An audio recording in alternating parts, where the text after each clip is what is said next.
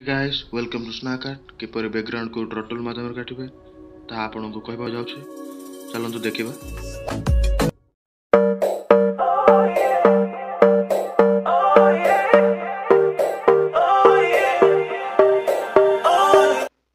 आपण जो फोटोटी रो बैकग्राउंड को काटिबा चाहछंती ता पिकआर्ट ऐप रे ओपन करंतु। देखो पिकआर्ट रे ओपन करिया पर तळे थिबा ड्रॉ टूल को खोजी बाहर को ता क्लिक करंतु। ड्रॉ टूल रे पहुंचा पर लेआउट को क्लिक करंतु एवं फोटोटी को इरेज करबा को हेले इरेज टूल को क्लिक करी तार साइज एवं ऑप्टिक साइज को निज इच्छा मुताबिक सेट करंतु एवं ऑप्टिक को 100% रहिबा को दियंतु। ता फल आपण फोटो रो बैकग्राउंड अति भल भारे कटि आसी।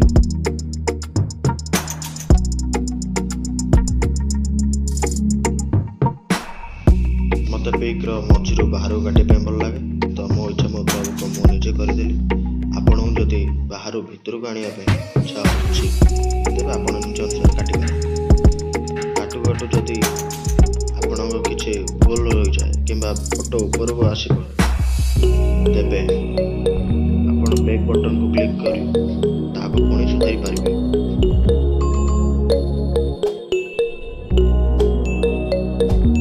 ए वीडियोटी बैकग्राउंड कट रो द्वितीय नंबर वीडियो प्रथम नंबर वीडियो मो चैनल रे अछि एवं मु आई बटन मते देथिबी। पार्ट 1 एवं पार्ट 2 को देखंतु दुईटी मते तफात कोन बा दुईटी मते कोइ सहज लागला आपण कमेंट माध्यम रे मते बतांतु एवं मो चैनल को सब्सक्राइब करंतु।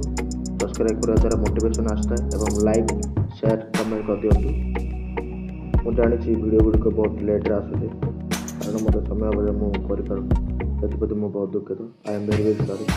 तो एथर मु ट्राई करबी एतिपति समय रे सप्ताह पे ग्रो दुईटी तीनोटी वीडियो छाडिया पे।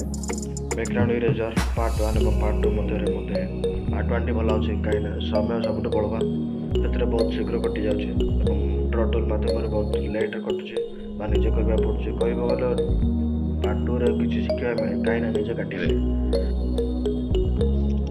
प्रिय भाई भौणी माने वीडियो को शेष पर्यंत देखंतु तार काटिबा द्वारा आपण किछि बुझि पारिबे नै तो दया करी प्रथम रो लास्ट पर्यंत कंटिन्यूअस लिखंतु मते स्किप करंतु नै।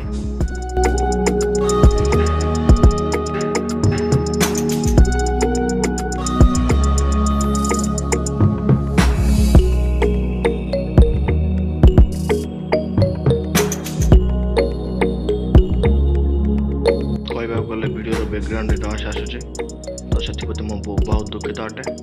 आगे ट्राई करी नॉइस न आसवा। धन्यवाद भाई माने आज एति थाऊ।